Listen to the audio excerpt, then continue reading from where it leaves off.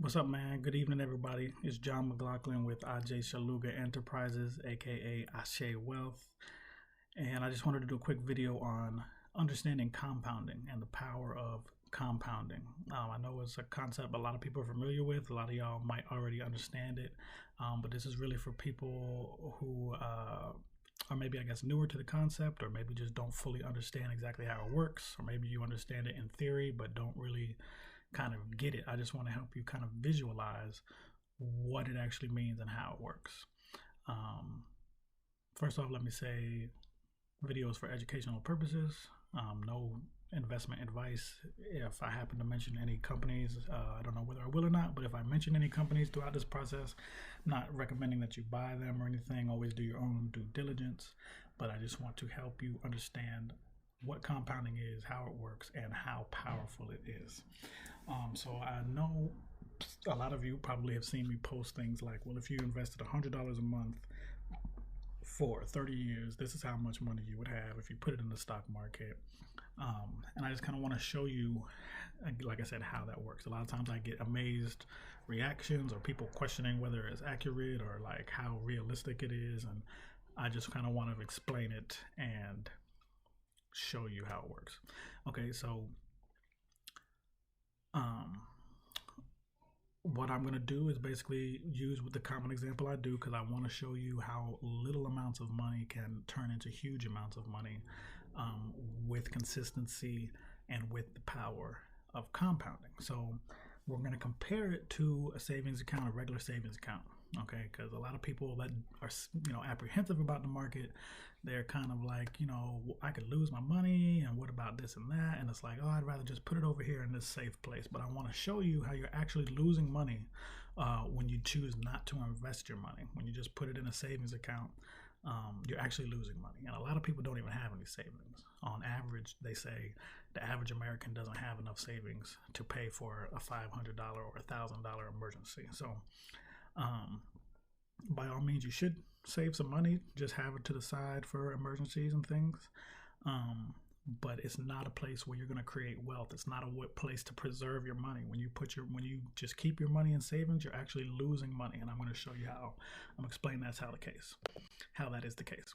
So again, we're going to do $100 a month. That's the kind of simple example I like to use. I feel like it's a reasonable amount of money that the majority of people could probably do if they really wanted to. So if you do $100 a month, you're paying $1,200 a year. So we're going to put that into our savings account. Okay, now this average savings account is going to give you a percent per year, 1%.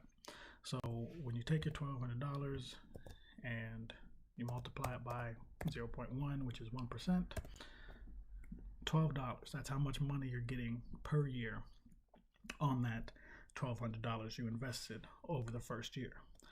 Okay, so the way compounding works, we're going to take our original balance, our $1,200. We're going to stick with our $100 a month, so we're going to add another $1,200, and then we're going to add our interest. That $12 we made, that is added to our principal, and it is now also gaining interest. So that $12 is now part of our principal that is gaining interest in year two. So year two, we have a total of $2,400 and $12. The two $1,200 payments plus our $12 interest. All right, that times our 1%. It's going to get us $24.12. All right, so the same thing happens in year three. We add another $1,200 plus our $24.12 from the previous year, so on and so forth. So to speed this up, we'll scroll down. All right. And then we're going to add our interest the same way, pull it down. Our little formula will do the math for us just to show you. All right, so this is the total amount you would have after 30 years. Okay, you put in a total of $36,000. All right, of your cash. That's how much cash you paid in over 30 years, and you make less than $6,000. Okay, so not even $6,000. You're making $5,000, $5,700 over 30 years. So the reason you're actually losing money in this scenario is because while you're gaining 1% per year, the average rate of inflation is about 3%, maybe slightly less, but roughly 3%. So as your money is not really doing much work, the prices of everything in life is getting higher. How much money do you think $41,000 will really be worth come 30 years from now in the year 2051? What will you be able to buy with $41,000 or with that $5,000 that you made on your initial capital, on your principal amount? Okay, so just for fun, just to show you, so just so we can really see the power. In scenario 2, I'm going to give you your whole $36,000 at one time. All right, we're not even going to do $100 a month. We're going to take that same number, $36,000, and we are going to just put it in the savings account. Okay, so we're going to take that and we're going to multiply it by 1%. All right, year 2, we're not going to add something every year this year. We're just going to take our initial number and then we're going to add our interest. Okay. It's the same thing. Same idea formula wise. All right, so year 2 we get an extra $3. All right, so if we take this out 30 years, okay, and then add our interest in.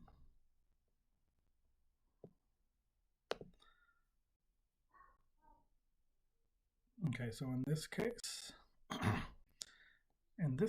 we make $48,000. So even if you put the whole $36,000 in your savings account at once, you make an extra $7,000. Okay, you make a total of $12,000, which is a 33% return total over the whole 30 years. 33%. Okay, so as you can see, it's just really not a powerful place. It's not where you're going to create wealth. Whereas that example gave you 33% over the whole entire 30-year time period, stock market is going to give you 10% every year on average. The difference is the stock market is not a guarantee. The savings account guarantees you your 1%. Okay, and that's what scares a lot of people. They're like, well, I'm scared I'm going to lose money in the stock market. But if you really know what you're doing and you really understand the market, you'll realize it's one of the safest places you can put your money as long as you know what you're doing, as long as you can identify a great company. The S&P 500, if you look back over 100 plus years of data, there's a 0% chance that you lose money on a company in the S&P 500 over a 20-year or plus time frame. So that's one of these reasons I like to look at this 30-year time frame, because when you get into investing, which is different than trading, a lot of people think investing and trading are the same thing. When you get into investing, you have to have a long-term vision and a long-term plan. Has to be thinking generationally. Okay, the people that are really making the buku bucks and running the world, they think generationally. They don't think year to year or even decade to decade. They think generation to generation. Okay, and I think that's where we need to put our perspective. Okay, so let's do the same thing here. Also, just quickly, it's very rare that a company in the stock market just disappears. Okay, that's very rare. If anything, if a company is not doing as great as they should, they'll probably get bought by another company or merge with another company. And in which case, if you own the company that is getting bought or merging, you're either going to get some cash for your shares, or you're going to get shares in the company that is doing the buying. Okay, so it's exceedingly rare that you just kind of end up with nothing for your investment.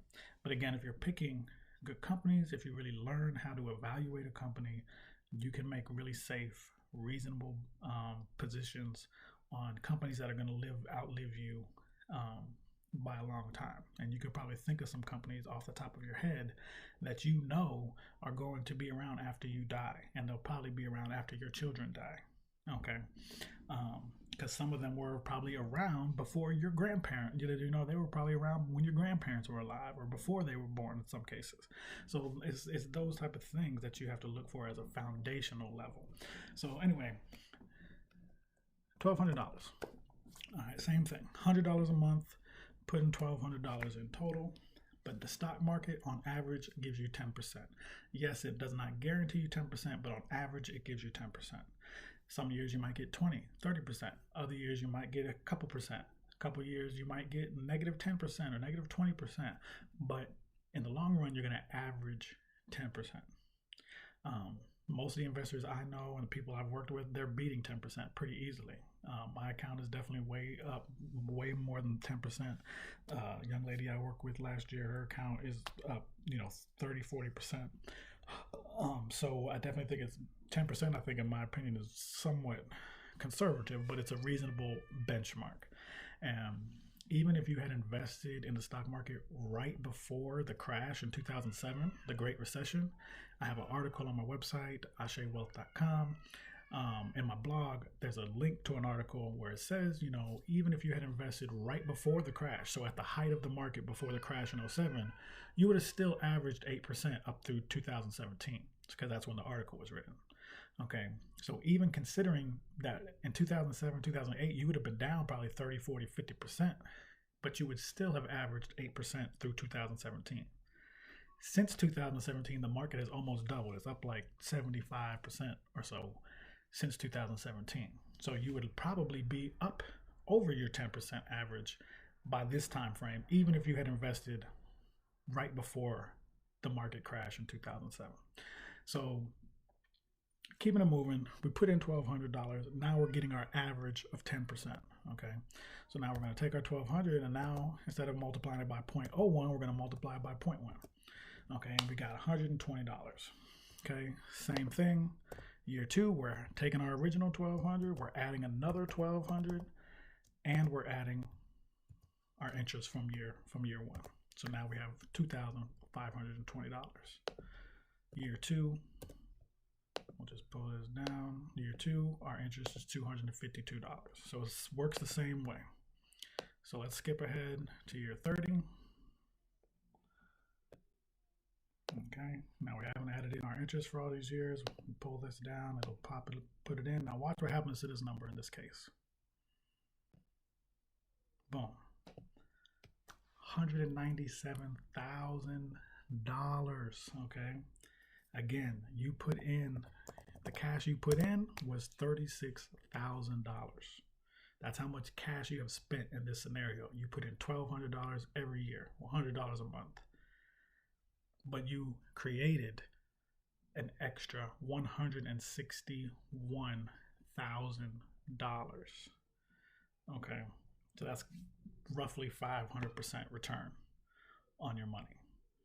Okay, so as you can see, this is so incredibly powerful. And imagine if you were able to do $250 a month, or $500 a month, or $1,000 a month, or whatever the case may be, whatever you can afford. And especially if you're coming from a place where you don't have economic resources, if you're able to scrap up, $100 a month, this is incredibly powerful. Okay, so imagine if your children inherit this $200,000 and then they continue to do what you're doing for the next 30 years. I can guarantee you that number is going to be in the millions. So literally, in a 60-year time span, you can create millions of dollars for your descendants. You and your descendants can create millions of dollars. Okay. We'll actually do that in just a second. But before we do that, we're going to show you the kicker with stocks. What the kicker is dividends. Okay, this is something you would never get in a savings account. You're going to get a dividend. A dividend is a payment that a company gives you for being an owner. They're going to pay you some money every year. They usually pay it every 3 months. So they'll give you $2, $4, $5, $8 per share that you own. So if you say it's a $5 dividend, and I own 100 shares, that means they're paying me $500 a year for being an owner, and they would send me $125 every 3 months. Okay, now the key to dividends is reinvesting it. Okay, and that's called, you can add doing a DRIP program, dividend reinvestment program. And that means you can theoretically just take your dividends and put in your pocket, but what really makes them powerful is when you reinvest them in your stocks. Okay, and I'm going to show you what it does. So we'll go with a 2.5 dividend yield, or that's a rate of return for your dividend. I don't know what the exact average is, but that sounds like fairly reasonable for an average to me. Somebody can check the actual average, if they feel like it, but it's, probably in the 2 to 3% range if I had to guess. So we'll take our $1,200, and now we're getting a 2.5% dividend. Oops, 0.25, 2.5%. So year one, we're getting $30. You might be like, man, that ain't gonna make any difference. Who cares about that? But watch, because that $30, we're gonna reinvest it. So now we're adding it back into our principal. So we just change this formula a little bit. Now we're adding in another piece to it, our dividend. Okay, you see our principal went up $30 there, went from 25.20 to 25.50. It also took our interest rate from 25 to 2 from 252 up to 255. And so let me just pull this down, and it'll adjust that formula. Now watch when we populate our dividends. Watch what happens. Now before I let this go, we're at $197,000 now, and that's just with the 10%. Okay. We went to $319,000. So by just adding a dividend reinvestment of 2.5 with 2.5% dividend yield and reinvesting it every year, we created an additional $120,000 return. Okay. Another $120,000 return. We have still only put in $36,000 of our own money. Okay. That's, just think about that. That's crazy. And so now I am just really quickly going to show you, like I said, you say you came from nothing, you barely, you know what I'm saying? You never had no investments. Nobody ever handed anything down to you, whatever the case may be. This is amazing, right? Imagine your child taking this, and your child does the same thing. This is what would happen if your child did the same thing as you did. You teach them how to do this.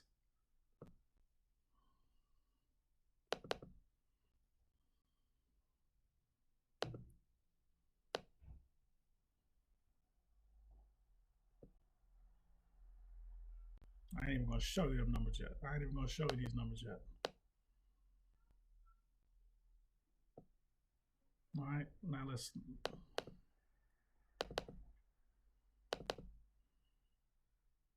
All right, so this is if this is the next 30 years. This is if your child took what you left off with and did another 30 years of the same thing. $100 a month for 30 years. So think about that. You put in $36,000, and your child put in $36,000. That means the total amount you put in is $72,000. And your total return after 60 years is $11 million.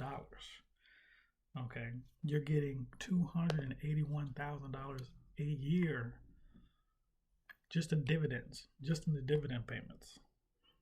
I mean, this right here is the key to generational wealth in the Black community. This is as easy as it gets. You find good companies that are going to be around for the next 100 years. You put some money in them consistently. Again, not stock advice, but just think about companies you know are not going to be. What is a company you know is going to be here in 100 years?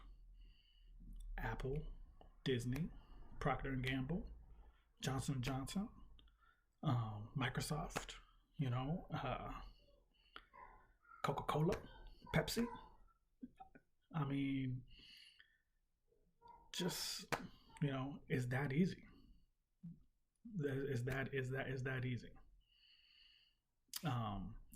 So this is the power of compounding. This is what I really want you to come away with. Now I'm gonna show you how it works with trading. Trading is a little different than investing. You're trying to get returns in a shorter time span. So, I don't, most people, like I said, know me from trading, but I really do want to harp on the investment portion of this. Like, this is the stock market. Long-term investing is the easiest, safest way to build generational wealth that will last generations. Generational wealth is the key to what we're talking about. Trading is cool.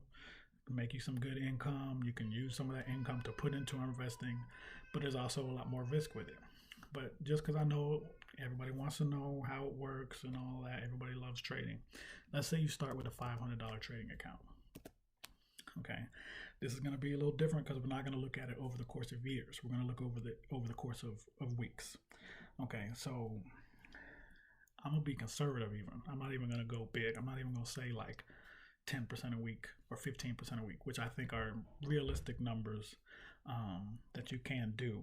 But I'm gonna be super conservative because that's kind of I'm kind of more conservative in my mindset is a little bit more conservative. So um, while I do think you could average 10% a week, you could average 15% a week. We're gonna keep it simple. We're gonna say let's shoot for 5% a week. That's all we're gonna shoot for, 5% a week. Just like investing, some years you might have up years, some years you might have down years. It's definitely even more so with trading because trading is harder. You know, it's more risk involved. There'll be weeks where you can make 20%, 30%, maybe even 100% some weeks on your whole account, and then there'll be other weeks where you lose 10%, 30%, whatever the case may be. You can minimize that if you know risk management strategies, but neither here nor there. I think 5% is definitely a realistic average, you know, that you can shoot for. So same basic principle, you know, $500 times 0.05. Okay. So week one, that means trading. If you're trading with $500 and you're shooting for 5%, that means week one you only have to make $25. If you make $25 on week one, you should be happy and you should be like, all right, cool. What happens is most people are like, man, that's not enough money. So they keep trading and they keep trading and they keep trading, and instead of when they had their $25, they end up losing $100 because they're over trading, they're being too aggressive, whatever the case may be. You make your $25, cool. Keep it and move it on for the next week. If you just have to trade, you know, say you had a good week, say you instead of $25, say you made $50, and say you're just like, oh, I just have to trade. Okay, well then only risk 25 of those $50 that you made. Okay, because in that way, even if you lost that $25, you still made your 5% goal, your $25. You still have the $25 profit. You took that extra $25 and you risked it. But even if you lose all of that money, you still made your 5%. Anyway, try to wrap this up. Same idea. Week two, $500 plus our $25 we made last week. Same thing. So week two, we only try to make $26.25. All right. So again, let's just speed this up. Week three, we have we're starting the week three with $551.25. So now our goal for week three is $27. All right. So you see, you're not looking for big amounts of money quickly. And that's what most people's problem is. They want to come out, they want to make hundreds of dollars right out the gate, starting with a little amount of money. So let's go ahead, let's take this out. We're looking at a year. So we're talking about per week for a year. So we'll go to 54 because we got two columns up at the top filled in. So we're starting on number 3. So we'll go to 54. Now watch what happens here.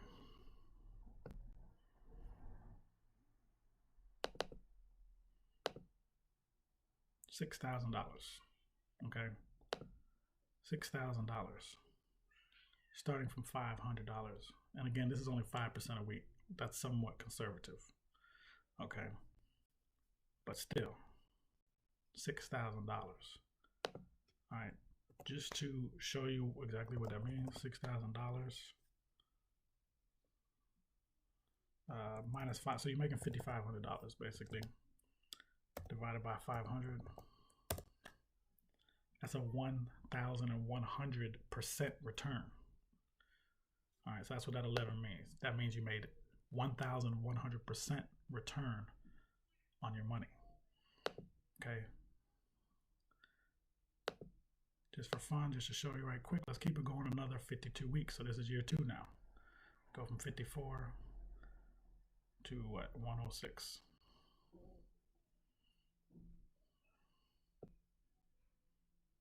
Okay, now we gotta add our interest in. Watch what happens in year 2.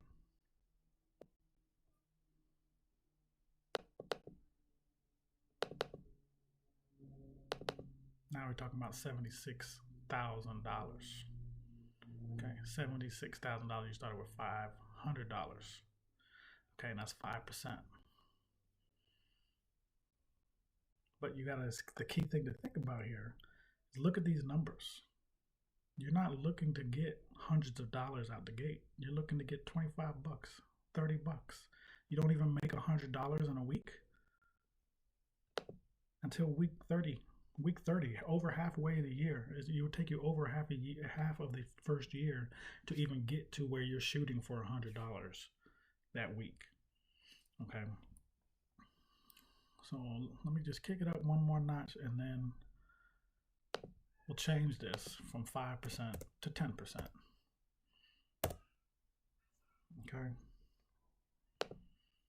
And I'll pull this down. So that's 2 years, right? 2 years at 5%. We went, the first year we made, $6,000. By the second year, we had made it was $76,000, but I changed that number. So 70 something $1,000. This is at 5%. So now when we move it to 10%, watch what happens.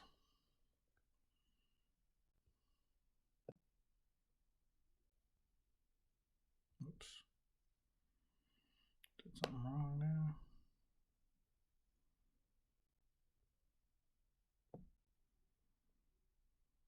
Yeah, it's a big number when it goes like that, because that means it can't even fit the number in there. So 10%, now we did 10% now. This is 10% a week, average. Okay, this is 2 years, but $9 million. Now I can tell you, me personally, I wouldn't be trading with that much money. All right, year one, we would have made $78,000 right here.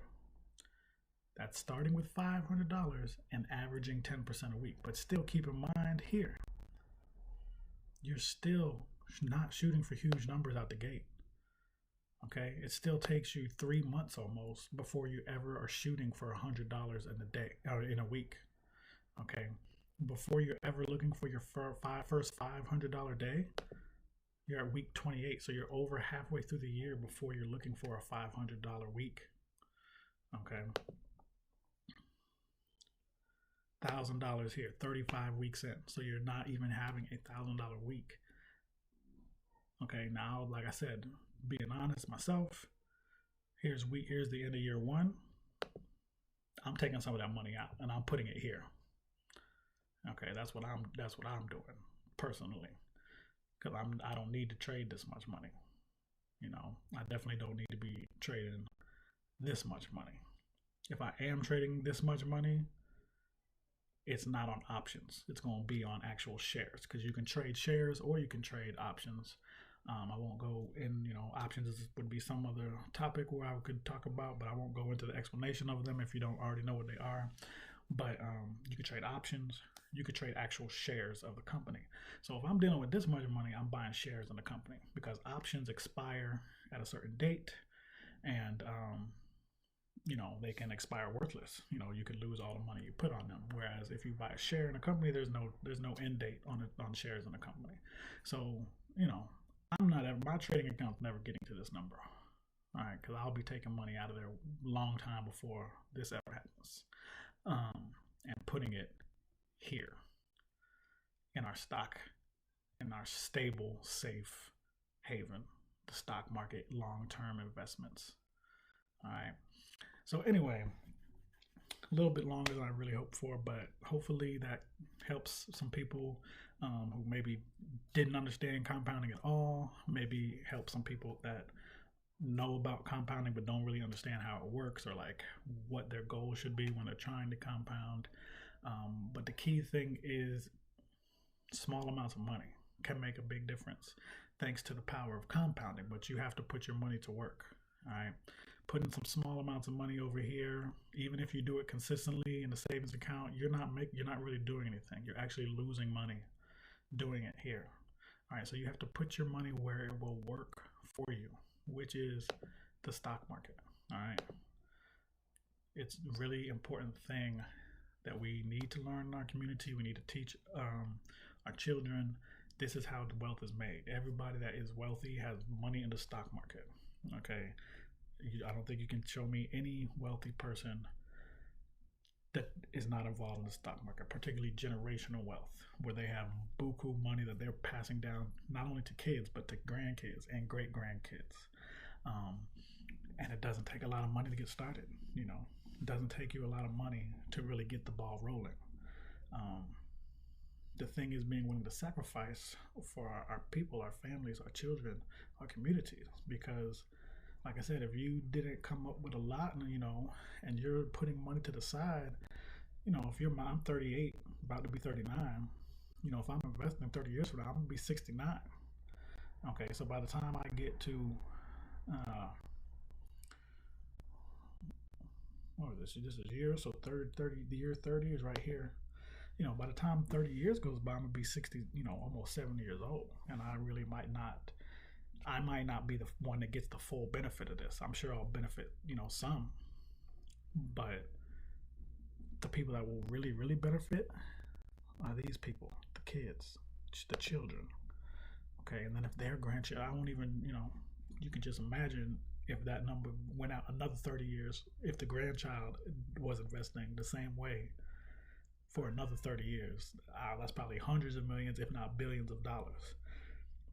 And that's putting in $100 a month. Like literally, we could turn our families into billionaires in 3 generations. Maybe less if you know how to trade or if you get really good investments. This would be, in my opinion, like a long-term foundational investment with solid, rock-solid companies, which should be your foundation. But you can also expand it. You can have other, other companies that other portfolios that are more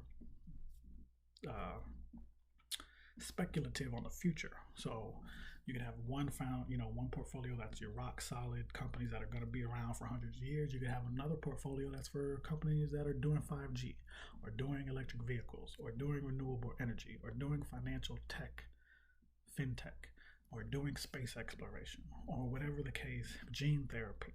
So looking towards the future, these are smaller, younger companies that they may not be the rock star companies now, but they might turn into the rock star companies 10 years from now, 20 years from now.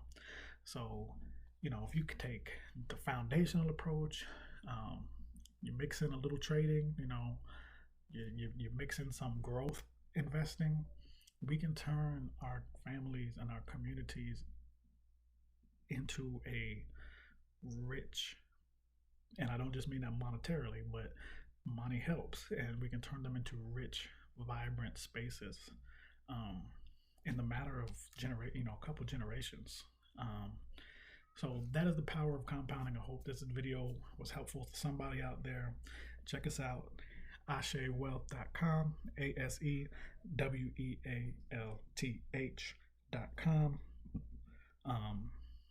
If you're interested in learning more about the markets, you want to know more, you want to know how to get involved, you want to know how to learn, hit us up. We have free consultations on there, 30-minute consultations where we can answer your questions. We can tell you how we think we can help you. And thank you all for tuning in. All right, y'all, have a blessed night.